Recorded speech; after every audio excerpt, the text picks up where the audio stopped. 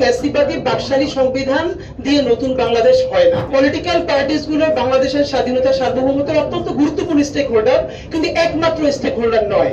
আপনারা এই আলাপ শেষে আমার মনে হচ্ছে আগামী 15টা দিন বাংলাদেশের খুব ক্রাইসিস যাবে। নতুন বাংলাদেশ মানি হলো ফ্যাসিবাদী বাকশালী সংবিধান দিয়ে নতুন বাংলাদেশ হয় না। নতুন বাংলাদেশ মানে একটা নতুন সংবিধান লাগবে। সেই নতুন সংবিধানটা বাংলাদেশপন্থী যারা ফ্যাসিবাদ বিরোধী সংগ্রাম করেছে সেই রাজনৈতিক দলগুলোই ম্যান্ডেট নিয়ে সংসদে জাতিকে একটা নতুন সংবিধান উপহার দেবে। কিন্তু সক্রিয় হলো প্রশ্ন যে এই যে ঐক্যমত্য কমিশন গত লম্বা সময় ধরে রাজনৈতিক দলগুলোর সাথে বসছেন, বিনয়ের সাথে বলতে চাই পলিটিক্যাল পার্টিস গুলো বাংলাদেশের স্বাধীনতা সার্বভৌমত্বের অত্যন্ত গুরুত্বপূর্ণ স্টেক হোল্ডার, কিন্তু একমাত্র স্টেক হোল্ডার নয়। আমি তো বরং প্রশ্ন করতে চাই যে বদিউল আলম মজুমদার স্যারের ডান পাশেই বসে আছে একজন শহীদের বোন। তো ধরে নেই 1400 অথবা 1000 আপনারা যেটাই বলেন, এই যে শহীদ, এই ইন্টারিমের মুশরিক আলা তুমিন খান বলছিল যে আপনি কি ঘোষণাপত্র, না আপনি সনদ, না আপনি কি 106, আপনি কি? উত্তর হলো আমি কিছু না, আমি ইন্টারিম। মানে এটা হলো সোজা উত্তর যে আমি ভাই কিছু না, আমি ইন্টারিম। মানে যেটা যখন বলতে পাওয়া যায়। আমি ঘোষণাপত্রে বলবো 1000, সনদে বলবো 1400, মানে যখন দিক থেকে যেটা আসে। আমার বরং বিনীত প্রশ্ন সেটা হলো এই যে রাজনৈতিক দলগুলোর সাথে এতবার বসলেন, একটা খসড়াও তৈরি হলো, আপনাদেরকে যতবার এই বিএনপি থেকে শুরু করে অন্যান্য রাজনৈতিক দলগুলো বলেছে অনির্বাচিত সরকার, তাদের ম্যান্ডেট নাই, আপনারা কি বলেছেন?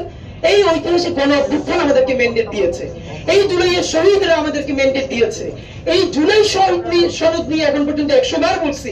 আপনারা এখন পর্যন্ত একটা শহীদ পরিবারের সাথে বসছেন কেন? প্রত্যেকটা শহীদ পরিবারের সাথে আপনি সনদ নিয়ে একবার বসতে পারেন না বলেন?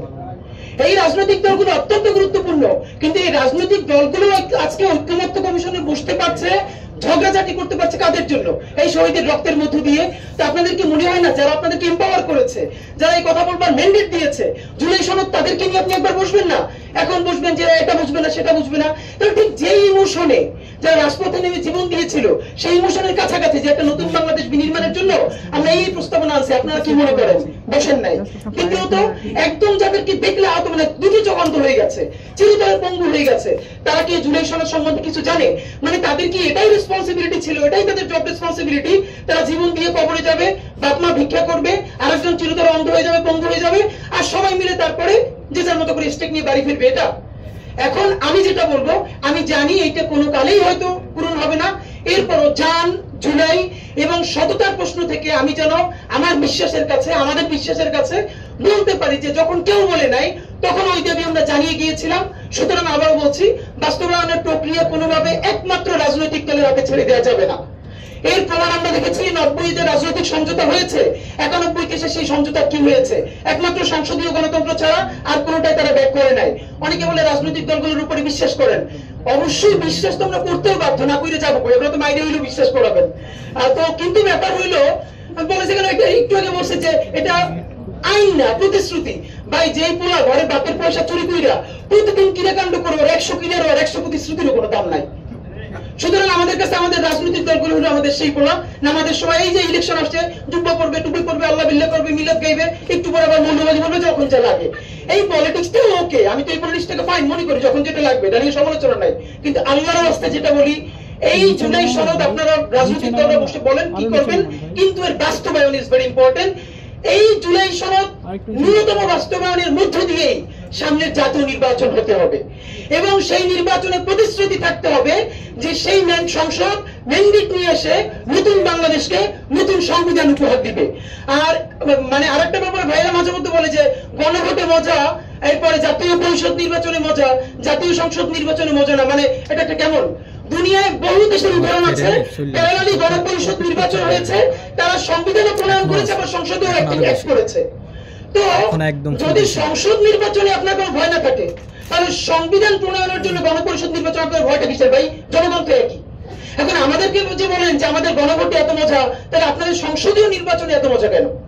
ফ্যাক্টর জনগণই তো ম্যান্ডেট দিবে, তাহলে তারা ম্যান্ডেট দিতে দেন না কেন?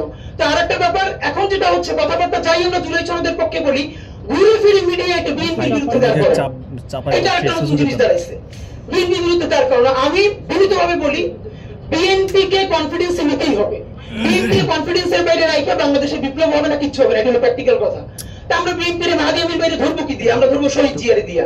বিএনপির আমরা শহীদ জিয়ার পলিটিক্সে ফিরাবো ইনশাআল্লাহ।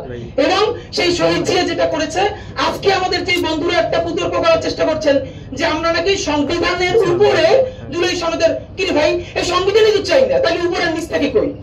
বলছি জনগণকে নিয়ে নতুন একটা সংবিধান নির্মাণ করবেন, সেই সংবিধান অনুযায়ী নতুন করে দেশ চলবে, ফ্যাসিবাদ কায়েম হবে না, তাহলে এটার উপর নিচ থেকে কই?